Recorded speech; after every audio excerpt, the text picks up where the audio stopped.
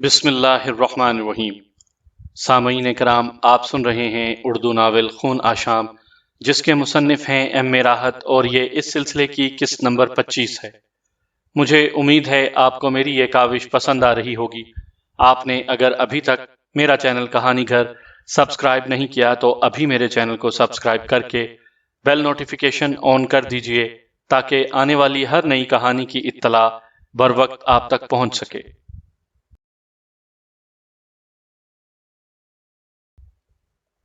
پکڑو، رسے پھینکو، کسی نے کہا۔ غالباً مجھے زندہ پکڑنے کی ہدایت کی گئی تھی، چنانچہ چاروں طرف سے مجھ پر رسی کی کمندیں پھینکی گئیں اور میں ان میں جکڑا گیا۔ وہ سب بے حد خوش نظر آ رہے تھے۔ پھر کسی نے کہا، ویر سنگھ کہاں ہے؟ یہیں کہیں ہوگا، اسے چھوڑ کر اسے تلاش کرو، ہم اسے سنبھالے ہوئے ہیں۔ کسی دوسرے نے جواب دیا، رک جاؤ، میری بات سن لو۔ اگر تم نے میری بات نہ سنی تو اپنے نقصان کے ذمہ دار خود ہوگے۔ وہ مجھے گھورنے لگے تو میں نے کہا، تم لوگ مجھے جانتے ہو؟ تم ویر سنگھ کو لے بھاگے ہو، کہاں ہے وہ؟ اس سے زیادہ تم میرے بارے میں کچھ جانتے ہو؟ ارے یہ ہمیں باتوں میں لگا رہا ہے۔ تم جاؤ، دیکھو ایک اور سپاہی نے چالاکی کا مظاہرہ کیا۔ دیکھو میں تمہارے فائدے کی بات کر رہا ہوں، میری بات سن لو گے تو فائدے میں رہو گے۔ کیا تم ویر سنگھ کی پرجا نہیں ہو؟ ہیں نہیں، تھے، اب کون ہے؟ مہاراج کرنام سنگھ کا کھاتے ہیں، انہی کا گاتے ہیں۔ نمک حلالی کوئی چیز ہوتی ہے، ہوتی ہوگی، ہم نہیں جانتے۔ تمہیں معلوم ہے کہ برائی کا نتیجہ برا ہوتا ہے۔ کرنام سنگھ نے مہاراج کو دھوکہ دے کر ان کی گدی پر قبضہ کر لیا ہے۔ تمہارا اصل مہاراج ویر سنگھ ہے۔ ویر سنگھ کرنام سنگھ سے مار کھا گیا، اب وہ صرف ایک قیدی ہے جسے تم لے بھاگے۔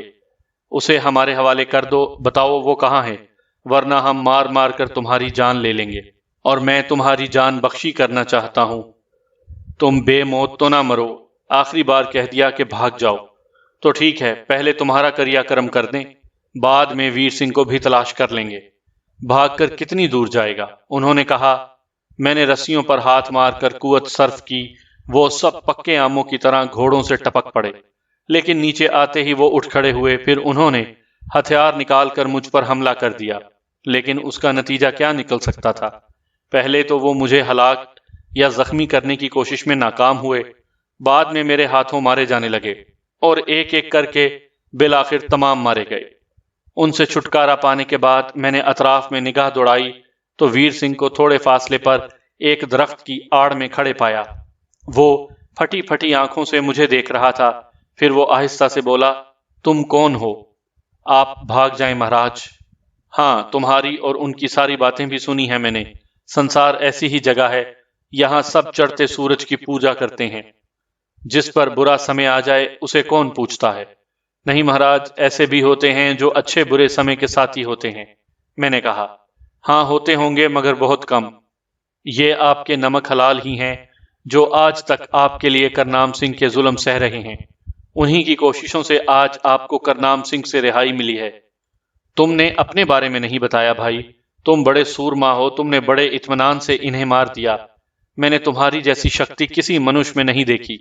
میں نے مسکرا کر ویر سنگھ کو دیکھا، پھر کہا، آپ کی طبیعت پہلے سے بہت بہتر معلوم ہوتی ہے مہاراج، لیکن اب ہمیں زیادہ سمے یہاں نہیں رکنا چاہیے۔ کرتار سنگھ کے سپاہیوں کا ایک دستہ اور یہاں آ سکتا ہے، تو دوسرے بھی آ سکتے ہیں۔ ہاں، آپ ایک تکلیف کریں مہاراج، ان کے ہتھیار سمیٹ لیں، ہمیں ہتھیاروں کی سخت ضرورت ہے۔ میں ان گھوڑوں کو سنبھال لیتا ہوں، یہ آپ کی اپنی سیناؤں کے کام آئیں گے۔ ویر سنگھ نے گردن سیدھی کی، میں نے ان کے گھوڑے جمع کر کے انہیں ساتھ ساتھ باندھ لیا۔ ویر سنگھ نے بھی تمام ہتھیار سمیٹ کر اس طرح ایک دوسرے کے ساتھ باندھے کہ انہیں آسانی سے گھوڑوں پر بار کیا جا سکے۔ اس نے ایک گھوڑا اپنی سواری کے لیے منتخب کر لیا تھا۔ پھر ہم سفر کے لیے تیار ہو گئے۔ اس ساز و سامان کی وجہ سے سفر کی رفتار زیادہ تیز نہیں رکھی جا سکتی تھی، لیکن پھر ہم تسلی بخش رفتار کے ساتھ سفر کر رہے تھے۔ مجھے اپنا نام تو بتا دو مہاویر۔ کچھ دیر کے بعد ویر سنگھ نے کہا، بیاس ہے میرا نام۔ ضرور کوئی اوتار ہو، عام منش میں یہ شکتی نہیں ہو سکتی۔ ہماری مدد کے لیے کیسے آئے؟ سب کچھ معلوم ہو جائے گا۔ ویسے ایک سوال میں بھی پوچھنا چاہتا ہوں ویر سنگھ مہاراج۔ پوچھو۔ آپ کا پریوار کہاں ہے؟ وہ صوفی گڑھ چلے گئے تھے۔ ہماری دھرم پتنی کا وہاں میکا تھا، 2 بچے تھے ہمارے بہت چھوٹے، وہ اس وجہ سے اس پاپی کرنام سنگھ کے ہاتھ نہ لگ سکے۔ ہمیں اپنے جیون کا کوئی بھروسہ نہیں تھا، ہمیں تو اس بات پر حیرت تھی کہ اس پاپی نے ہمیں جیتا کیوں رکھا ہے۔ دوسرا خیال ہمیں یہ آتا تھا کہ اگر ہم سچی مچی لمبی عمر جی گئے تو ہمارے بیٹے ہی بڑے ہو کر ہمیں اس کشٹ سے نکالیں گے۔ سفر طے ہو گیا تھا اور پھر ہم ملودی کے حصار کے سامنے پہنچ گئے۔ ویر سنگھ نے اسے دیکھتے ہوئے کہا، یہ کون سی جگہ ہے؟ بستی ملودھی۔ میں نے تو اس کے بارے میں کچھ اور ہی سنا تھا۔ کیا سنا تھا مہاراج؟ میں نے مسکرا کر پوچھا۔ یہی کہ ملودھی جلا دی گئی، سورج سنگھ پکڑا گیا۔ سورج سنگھ یاد ہے آپ کو؟ ارے بھائی، سنسار میں ایک ہی تو متر ہے ہمارا، بھگوان اسے سکھی رکھے۔ ہم قید میں تھے تو وہ باہر کیسے آ سکتا تھا؟ بھگوان کرے وہ بھی قید سے رہا ہو جائے، ہو سکتا ہے وہ جیتا نہ ہو۔ ایسا نہ کہو بیاس، ہمارے دل پر اس سے بڑی چوٹ اور کوئی نہیں ماری جا سکتی۔ ہم تمہیں بتائیں، وہ جیتا ہے، اوش جیتا ہے۔ یہ دیکھو۔ اور اس نے بھی اپنی کلائی کا نشان اسی کہانی کے ساتھ مجھے دکھایا۔ میں مسکرا کر خاموش ہو گیا تھا۔ سوداگر لال کی بات سب کو معلوم نہ تھی۔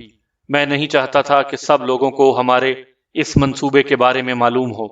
چنانچہ میں نے رات ہونے کا انتظار کیا اور پھر نہایت احتیاط کے ساتھ ویر سنگھ کو ملودھی میں لے گیا۔ پھر ہم سورج سنگھ کے پاس پہنچ گئے۔ سورج سنگھ نے بڑی حیرت سے ویر سنگھ کو دیکھا، پھر یہ اس کے منہ سے عجب انداز میں نکلا، اور پھر وہ ایک دل خراش چیخ کے ساتھ ویر سنگھ سے لپٹ گیا۔ ویر سنگھ کی کیفیت بھی اس سے مختلف نہیں تھی۔ میں نے دونوں کو تنہا چھوڑ دیا اور باہر آ کر دوسرے ذمہ دار لوگوں سے کہا کہ باہر کھائی میں کچھ گھوڑے اور سامان موجود ہے، اسے لے آئیں۔ بعد میں مجھے تلاش کر کے سورج سنگھ اور ویر سنگھ نے میرے پاؤں چھوئے تھے۔ وہ میرے بے حد احسان مند نظر آ رہے تھے۔ ویر سنگھ نے کہا، اس کے بعد بھی آپ کہیں گے کہ آپ دیوتا نہیں ہیں تو ہم انہیں بتائیں گے آپ نے کتنے احسانات کیے ہیں ہم پر، ہو سکے تو ان کا بدلہ چکائیں گے۔ مجھے کوئی بدلہ نہیں چاہیے۔ اب تم لوگ مل چکے ہو، کرنام سنگھ کو کیفر کردار تک پہنچانے کی تیاریاں کرو۔ ہم جو کچھ کریں گے آپ کے مشورے سے کریں گے۔ ہمیں ہر سمے آپ کی رہنمائی کی ضرورت پڑے گی مہاراج۔ ہمیں اس سلسلے میں مشورہ کرنا ہوگا، میں نے کہا۔ ابھی مہاراج ویر سنگھ قید کی تکلیفیں اٹھانے کی وجہ سے کمزور ہو گئے ہیں، اس لیے تھوڑے دن آرام کر لیا جائے۔ اس کے بعد مہاراج کسی بھی سمے بیٹھ کر یہ طے کر لینا ہوگا کہ آگے ہمیں کیا کرنا ہے، سورج سنگھ نے کہا۔ میں نے اس سے اتفاق کر لیا تھا۔ ویر سنگھ کے آ جانے کے بعد سوداگر لال کا کام خاموشی سے ختم ہو گیا تھا، اور بے شمار افراد کو اس کا پتہ ہی نہیں چل سکا تھا کہ اس دوران کیا ہوا ہے۔ بہرحال ویر سنگھ آرام کرنے لگا، لیکن سورج سنگھ مستعد آدمی تھا۔ میں نے اسے سمجھایا کہ ملودھی کو جس قدر طاقتور بنا سکتے ہو اتنا طاقتور بنا لو، کیونکہ کرنام سنگھ کو بہرحال اس بات کا علم ہو چکا ہے کہ اب ویر سنگھ اس کے قبضے میں نہیں ہے، اس لیے وہ اپنی جیسی ضرور کوشش کرے گا۔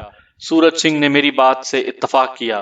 ملودھی کے گرد ایک مضبوط فصیل قائم ہو چکی تھی، اور اس پر میری تجویز کے مطابق ایسے انتظامات کر دیے گئے تھے کہ اگر کوئی لشکر حملہ آور ہو تو اس کا پہلے قلعہ بند ہو کر مقابلہ کیا جا سکے، اور جب وہ کمزور پڑ جائے تو پھر اس پر حملہ کر دیا جائے۔ مجھے ان تمام کاموں میں اب بھی بہت لطف آ رہا تھا، کہیں بھی کوئی بے کیفی نہیں تھی۔ بس یہی تو مصرف تھا زندگی کا کہ ہنگاموں میں بسر کی جائے، اور اس میں کبھی اکتاہٹ نہیں ہوتی تھی۔ بہت عرصے تک انسانی زندگی سے دور رہنے کے بعد ایک بار پھر میں انسانوں کے مسائل میں شامل ہو گیا تھا اور انہیں خوب اچھی طرح سمجھ رہا تھا۔ میرے اور سورج سنگھ کے درمیان گفتگو ہوتی رہتی تھی اور ہم لوگ یہ طے کرتے رہتے تھے کہ آگے ہمیں کیا کرنا ہے۔ چنانچہ اسی مشورے کے تحت آس پاس کی جتنی بھی بستیاں، جاگیریں اور چھوٹی چھوٹی ریاستیں تھیں، وہاں پیغام رساں بھیج دیے گئے تھے، اور وہاں کے جاگیرداروں اور بڑے بڑے لوگوں سے کہا گیا تھا کہ مہاراج ویر سنگھ ان سے ملاقات کرنا چاہتے ہیں۔ اس کی شنوائی فوراً ہوئی تھی۔ بہت سے وفد ملودھی آنے لگے تھے۔ بہرحال مہاراج ویر سنگھ کو اب ایسی بھی مصیبت نہیں پڑی تھی کہ وہ ان وفد کے سربراہوں سے ملاقات نہ کر سکیں۔ چنانچہ ایسی ملاقاتیں ہوتی رہتی تھیں، اور تقریباً بے شمار افراد نے اپنی وفاداریوں کا یقین دلایا تھا اور اپنی اپنی فوجیں تیار کر کے ملودھی بھیجنے کا وعدہ کیا تھا۔ اس پر تھوڑے ہی عرصے کے بعد عمل درآمد بھی شروع ہو گیا، اور ملودھی کے وسیع و عریض حصار میں باہر سے آنے والی فوجوں کے ڈیرے بنائے جانے لگے۔ یہ سب اپنے ساتھ ہتھیار اور خوراک کا سامان لائے تھے، کیونکہ سبھی کو معلوم تھا کہ ملودھی از سر نو آباد ہوا ہے۔ یوں یہ ایک دلچسپ کام برق رفتاری سے جاری رہا اور ملودھی کے قلعے کے اندر ہزاروں افراد آ موجود ہوئے۔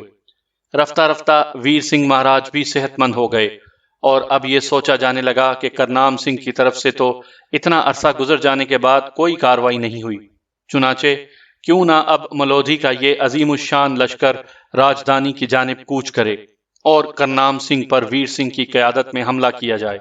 لیکن یہ فیصلہ ابھی آخری مراحل میں نہیں داخل ہوا تھا کہ ایک رات تارا چند اور سراوتی ملودھی پہنچ گئے۔ دونوں دن رات کا سفر کرتے ہوئے یہاں آئے تھے۔ تارا چند کی جانب سے بارہا فکر ہوئی تھی، کیونکہ یہ خطرہ تھا کہ کبھی کسی بھی وقت کہیں تارا چند کی حیثیت منظر عام پر نہ آ جائے اور وہ بیچارہ کرنام سنگھ کے عتاب کا شکار نہ ہو جائے۔ تارا چند نے مہاراج ویر سنگھ کی قدم بوسی کی اور اس کے بعد اس نے بتایا کہ کرنام سنگھ 10 دنوں کے اندر ملودھی کی جانب روانہ ہونے والا ہے۔ اس نے باہر طور ایک مضبوط فوج تیار کر لی ہے اور بہت سے آس پاس کے جاگیرداروں کو لالچ دے کر جنگ میں شریک ہونے کے لیے کہا ہے۔ اس طرح کم از کم یہ اندازہ ہو گیا ہے کہ آگے کیا قدم اٹھانا ہے اور کس طرح آگے کے معاملات دیکھنے ہیں۔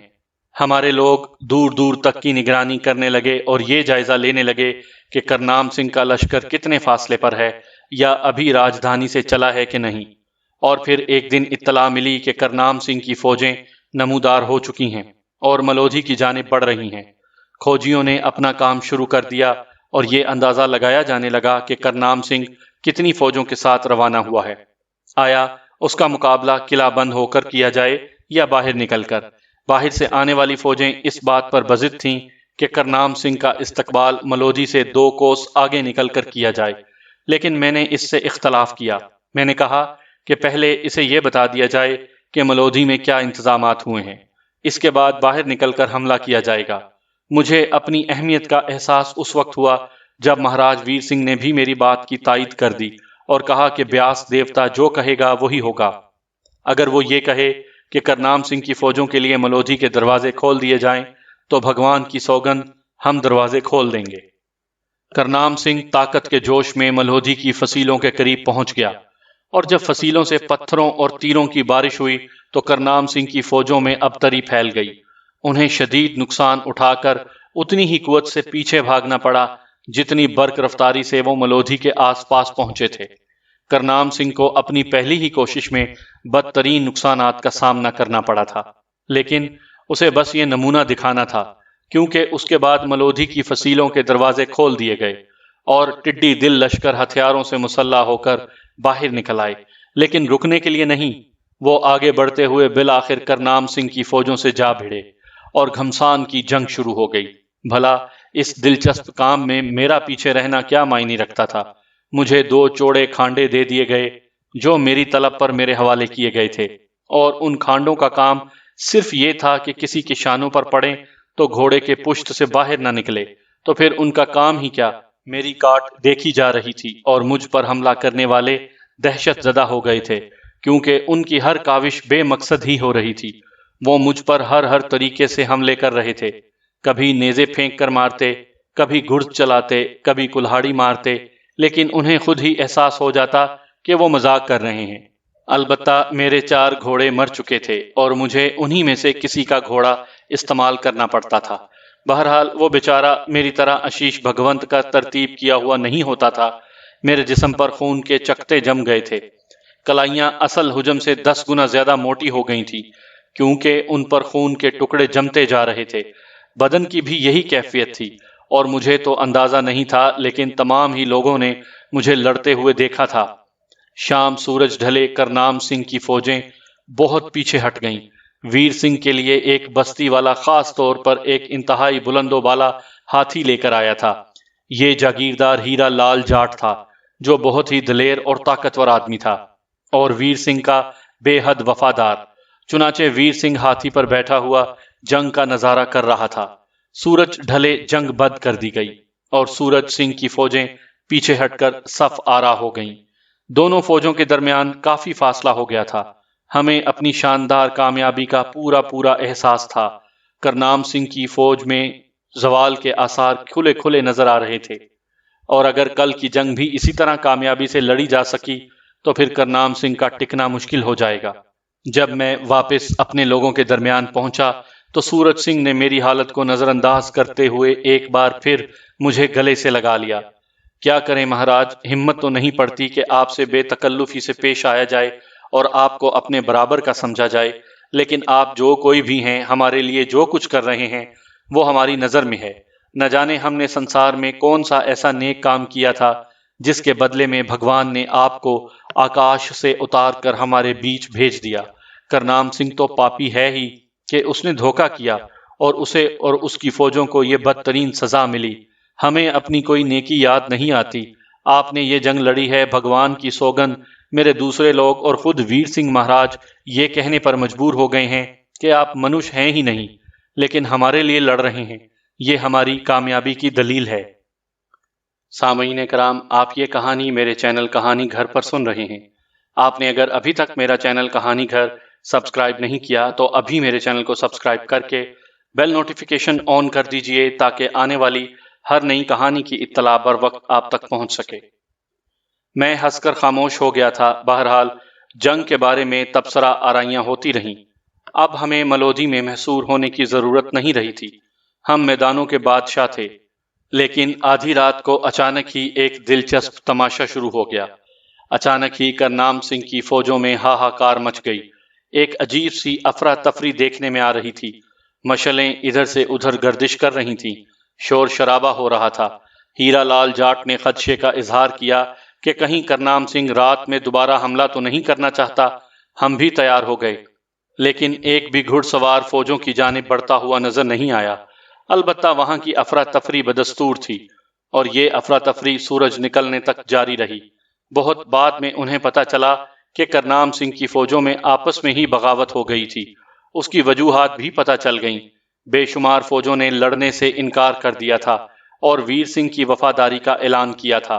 ان کا کہنا تھا کہ وہ بھٹک گئے تھے اور اپنے ہی مہاراج کے خلاف جنگ کرنے آ رہے تھے، جس کی انہیں بدترین سزا ملی ہے، اور اگر کل جنگ کے میدان میں انہوں نے اپنی تلواریں سونت لیں تو انہیں مزید سزا ملے گی۔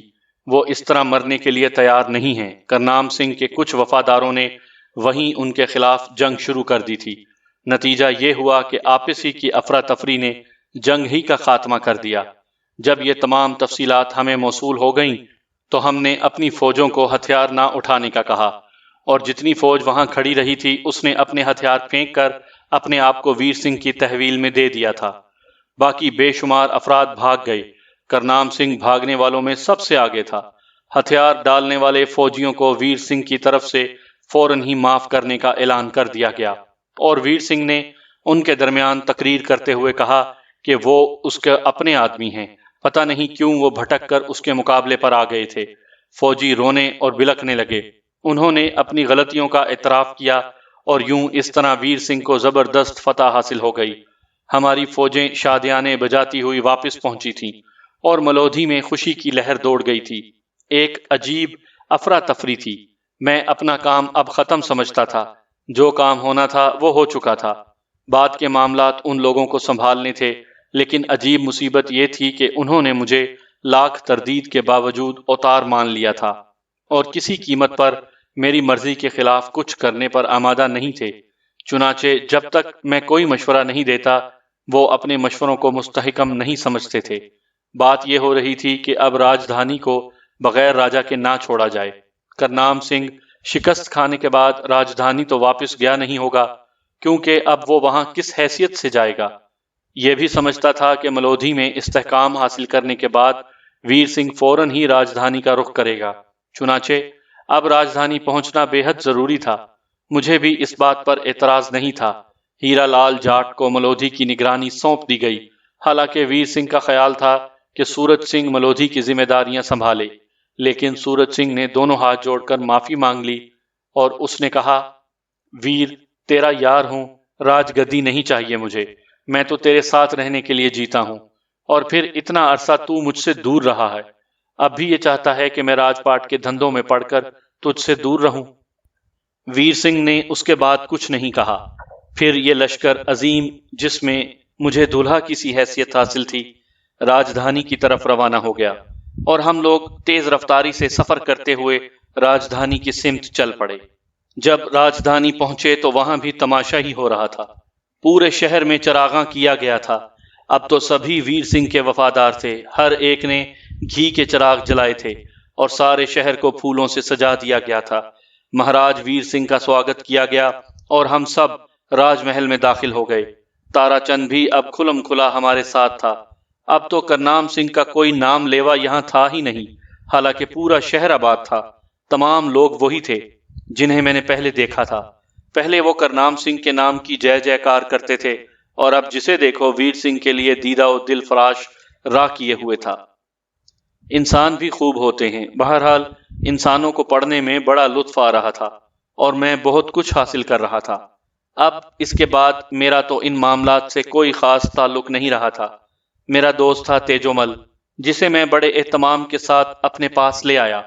مہاراج ویر سنگھ تو مصروف تھے، لیکن سورج سنگھ سے میں نے اس کا تعارف کروایا اور بتایا کہ یہ ہیں تیجومل مہاراج دھول گری کے تیلی، جنہوں نے مجھے جاپ کر کے اپنے قبضے میں کیا اور اس کے بعد سے اب تک جو کچھ ہوا ہے انہی کے لیے ہوا ہے۔ ویر سنگھ نے تھوڑے عرصے کے بعد یہاں کے حالات سنبھال لیے اور اپنے اہل خاندان کو بھی بلا لیا۔ کرنام سنگھ مہاراج کا کہیں کوئی پتہ نہیں تھا، لیکن ان کی تلاش کے لیے زیادہ تگ و دو بھی نہیں کی گئی۔ ان کی بہن کستوری بھی غائب تھی، سارا ہی خاندان غائب ہو گیا تھا۔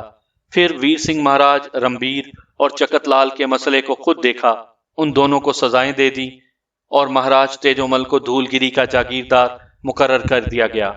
رمبیر سنگھ کا علاقہ بھی انہی کی تحویل میں دے دیا گیا تھا۔ بس اس سے زیادہ مجھے اور کیا چاہیے تھا؟ میں نے ان سے اجازت مانگی۔ ویر سنگھ، سورج سنگھ اور دوسرے لوگوں نے بڑے اہتمام سے مجھے رخصت کیا تھا، حالانکہ وہ چاہتے تھے کہ میں ان کے ساتھ ہی رہوں۔ تارا چند نے بھی اپنی جیسی تمام کوششیں کی، لیکن یہ تو میرے لیے ممکن ہی نہیں تھا۔ تیجومل مہاراج دھول گری میں داخل ہوئے، ان کے ساتھ ویر سنگھ کی فوجیں تھیں، اور دھول گری کے لوگوں کو جب پتہ چلا کہ تیجومل اب اتنا بڑا جاگیردار بن گیا ہے تو سب اس کے نام کی جے جے کار کرنے لگے۔ تیجومل کی حالت دیکھنے کے قابل تھی۔ ایک ایک بات پر چونک کر اچھل پڑتا تھا اور مجھ سے کہتا تھا کہ بھگوان کی سوگند کھا کر بتا دو کہ یہ سب کچھ سچ ہے یا سسرے مجھے الو بنا رہے ہیں۔ بڑا لطف آ رہا تھا۔ اس دوران بسنتی اور روپا راجکماریاں بن گئی تھیں۔ تیجومل نے اپنا تیل کا کاروبار بند کر دیا تھا۔ میرے لیے اب یہاں بے کیفی کے علاوہ اور کچھ نہیں تھا۔ تیجومل کے معاملات میں کس حد تک مصروف رہتا۔ چنانچہ ایک شام میں نے اس سے کہا، تیجومل مہاراج کی جے، اب اپنے اس بیر کو آزاد کر دیجئے۔ بہت سمے آپ کی سیوا کر لی، اب کسی اور کی سیوا کرنے دیں۔ ایک بات بتا دو، دیکھو اب تو سچ مچ بتا دو، تم واقعی بیر ہو، میرے منتر سے میرے قبضے میں آئے تھے، تو آپ کا کیا خیال ہے تیجومل مہاراج؟ ارے بھیا، ہمارا کیا خیال ہوتا، تم سے تو ہمیں پریم ہو گیا ہے، اتنا کچھ کر دیا ہے ہمارے لیے، اب کیا کہیں تم سے اور کیا نہ کہیں۔ بہرحال تیجومل سے اجازت تو مانگ لی تھی، لیکن اب اتنا بھی وفادار نہیں تھا میں کہ ان سے اجازت ملنے کا انتظار کرتا۔ چنانچہ ایک رات میں نے دھول گری چھوڑ دی۔ زمین کی وسعتوں کا پورا اندازہ تھا اور جانتا تھا کہ دنیا کی کہانیاں مختلف ہیں۔ اب جدھر بھی منہ اٹھ جائے، آبادی اور ہنگاموں میں اچھا خاصا وقت گزار چکا تھا۔ کچھ دن کچھ پرسکون گوشے اپنانے کی خواہش دل میں بیدار ہو رہی تھی۔ چلتا رہا، خاصا سفر طے کر لیا۔ اب نہ ملودھی سامنے تھی، نہ ویر سنگھ مہاراج کی راجدھانی، اور نہ ہی دھول گری جیسی کسی بستی کا کوئی شان۔ ہاں، کبھی کبھی پہاڑوں کی بلندی سے گزرتے ہوئے کہیں دھواں اٹھتا نظر آ جاتا، اور غور سے دیکھتا تو کچے پکے مکانات بھی بکھرے ہوئے نظر آ جاتے تھے، لیکن ان کی جانب رخ کرنے کو جی نہیں چاہتا تھا۔ ذرا سا وقت کسی پرسکون گوشے میں گزارا جائے تاکہ ذہن و دل کو ٹھنڈک کا احساس ہو، اور ایسی ایک جگہ بالآخر ایک دن نظر آ ہی گئی۔ ایک حسین اور سرسبز شاداب پہاڑی علاقہ تھا۔ تا حد نظر درخت بکھرے نظر آ رہے تھے، جن کے دامن میں سبز گھاس اگی ہوئی تھی۔ حسین و جمیل پھول چاروں طرف کھلے ہوئے تھے۔ بے حد خوشنما علاقہ تھا۔ بہت فاصلے پر ایک آبشار پہاڑ کی بلندی سے نیچے گر رہا تھا۔ حسین ترین خطہ تھا، پرسکون خاموشی، میں نے یہیں قیام کا فیصلہ کر لیا اور ایک خوبصورت جگہ آرام کے لیے منتخب کر لی۔ رات گہری ہو گئی، آسمان بادلوں سے ڈھکا ہوا تھا، چاروں طرف سناٹا پھیلا ہوا تھا۔ میں اپنی آرام گاہ میں لیٹا ہوا یہ سوچ رہا تھا کہ یہ جگہ کچھ وقت گزارنے کے لیے بہتر ہے۔ اب یہ نہیں کہہ سکتا تھا کہ کتنے دن یہاں دل لگے گا، ہو سکتا ہے طبیعت بہت جلد اکتا جائے۔ اب اس بات سے تو انکار نہیں کر سکتا تھا کہ انسان نہیں ہوں، انسانی فطرت بہر طور انسانوں کو ہی طلب کرتی ہے۔ ہو سکتا ہے بیزاری کی یہ کیفیت بہت جلد ختم ہو جائے اور میں پھر انسانوں ہی کے درمیان جانے کی خواہش دل میں پاؤں، لیکن اس پرفضا مقام سے باہر طور کچھ عرصے تو لطف اندوز ہوں گا، بعد میں دیکھا جائے گا جیسی بھی صورتحال ہوئی۔ رات کا نہ جانے کون سا پہر تھا کہ اچانک کانوں میں موسیقی کی آواز ابھری۔ ہوا کے دوش پر یہ آواز مدھم مدھم سروں میں مجھ تک پہنچ رہی تھی۔ یہ آواز کہاں سے آ رہی ہے؟ دن کی روشنی میں تو میں نے یہاں انسانی زندگی کا نشان بھی نہیں پایا تھا، پھر یہ کون ہے؟ ایک تجسس دل میں ابھرا اور میں اس تجسس کو دبا نہ سکا۔ ذرا دیکھوں تو صحیح ان آوازوں کا کیا راز ہے۔ میں اپنی جگہ سے اٹھ گیا اور آوازوں کی کھوج میں چل پڑا۔ گھنگروؤں کی جھنکار، طبلے کی تھاپ اور دوسرے سازوں کی آواز اس بات کا اظہار کر رہی تھیں کہ یہ صرف سماعت کا وہم نہیں ہے، بلکہ حقیقتاً کہیں رقص و موسیقی کا دور چل رہا ہے۔ مجھے احساس ہوا کہ یہ آواز اس آبشار کی دوسری جانب سے آ رہی ہے جسے میں نے دن کی روشنی میں دیکھا تھا اور جو اب بھی دودھ کی سفید دھاروں کی مانند بلندیوں سے بہہ رہا تھا۔ اس کا مطلب ہے کہ یہ پہاڑی زیادہ وسعتوں میں نہیں ہے اور اس کے دوسری جانب یا تو کوئی آبادی ہے یا پھر کوئی ایسا سلسلہ جو اس وقت میری سمجھ میں نہیں آ سکا۔ میں اپنے تجسس کو کسی طور نہ دبا سکا اور اچھا خاصا طویل سفر طے کر کے آبشار کے قریب پہنچ گیا۔ آوازیں زیادہ واضح ہو گئی تھیں، اس میں انسانی آوازیں بھی شامل تھیں۔ میں بالآخر آبشار کے دوسری طرف جانے کا راستہ تلاش کرنے میں کامیاب ہو گیا۔ گھور سناٹے اور اندھیرے اس طرف ایک چھوٹے سے حصے کو منور کیے ہوئے تھے۔ خاص قسم کی مشعلیں جلائی گئی تھیں جو ہواؤں سے بھی نہ بجھیں، اور ان مشعلوں کے درمیان ایک سبھا لگی ہوئی تھی۔ دو ناچن ہاریاں حسین رقص پیش کر رہی تھیں۔ جنگل میں منگل منایا جا رہا تھا، کیونکہ آس پاس کوئی آبادی نظر نہیں آ رہی تھی۔